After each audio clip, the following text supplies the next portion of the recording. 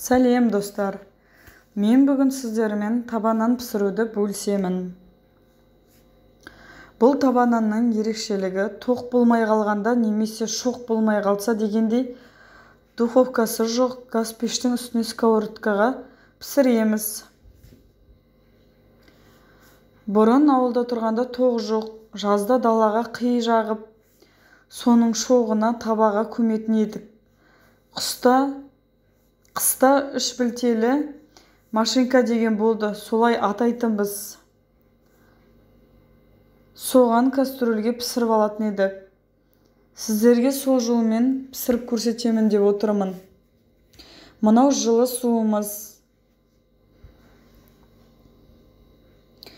Бір ас қасық секер саламыз. Бір шай қасық дрожж саламыз.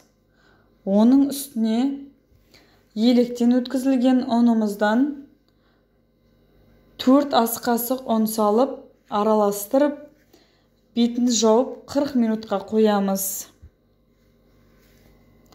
Содан кейін нан ашытамын 30 минут өткесін.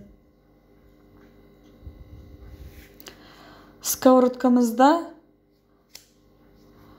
бір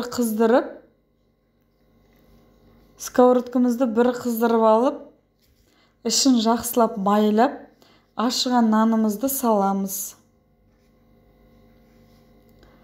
Бетін жауып 30 минутқа қоямыз.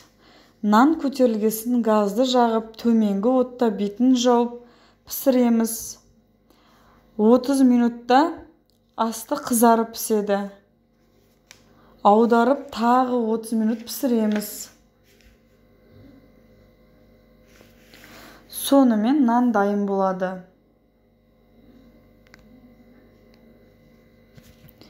Осы әдіс ұнап жатырса, лайк басып, арнама тіркеліп, пікір білдіре отырыңыздар.